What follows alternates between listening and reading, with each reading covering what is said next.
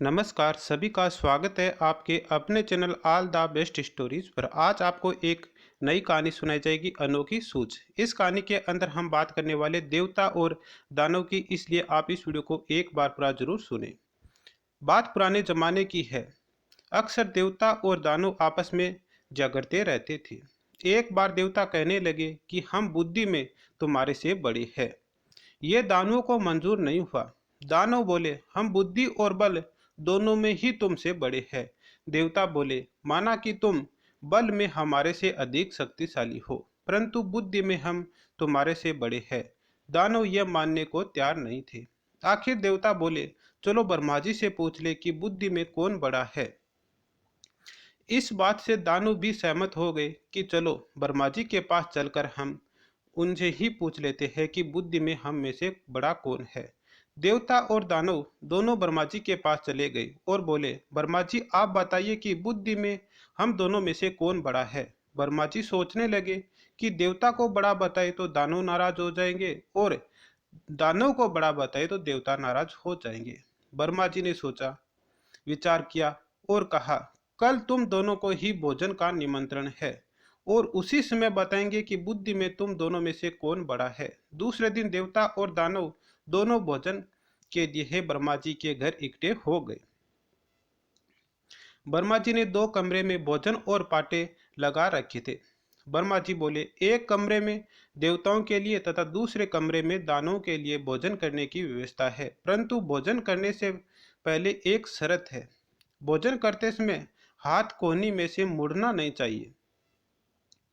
जाओ अपने अपने कमरे में जाकर भोजन करो। भोजन करने के बाद बताऊंगा कि बुद्धि में कौन बड़ा है। एक कमरे में देवता चले गए और दूसरे कमरे में दानव चले गए। दानवों ने कमरे में जाकर कमरे को अंदर से बंद किया और देखा लड्डुओं के थाल भरे हैं। तो दानव लड्डू हाथ में लेकर ऊपर उछालते हुए मुंह खोलकर लड्डू के नीचे आते।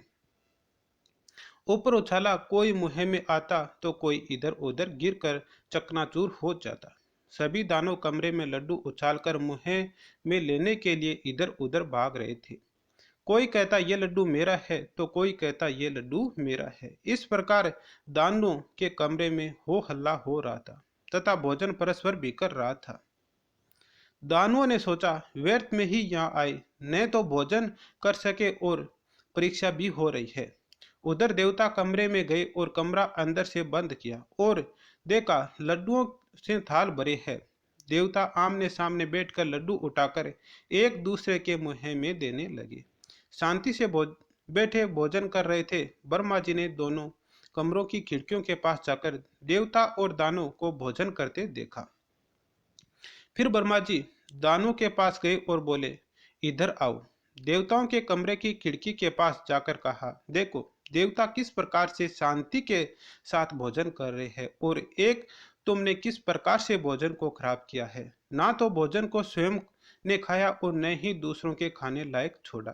देवताओं ने ही आपस में मिलजुल कर भोजन किया है तथा सहकारिता की भावना से काम किया है। जियो और जीने दो की भावना से काम किया है। अतः देवता तुमसे बुद्धि में तेज है। शिक्षा, मनुष्य में सहयोग की भावना होनी चाहिए। एक दूसरे के सहयोग से कार्य करना चाहिए। अगर आपको हमारा वीडियो पसंद आए तो वीडियो को लाइक एंड चैनल को सब्सक्राइब जरूर कीजिएगा, क्योंकि आपको इस चैनल पे इसी प्रकार से है प्रत्येक दिन आपको एक नई कहानी सुनाई जाएगी। इसलिए आप हमारे चैनल को सब्सक्राइब करते समय बेल आइकन की घंटी को जरूर प्रेस कर लेना, ताकि आने वाली वीडियो का आपको नोटिफिकेशन मिल जाए। थैंक यू, मिलते हैं अगले वीडियो में।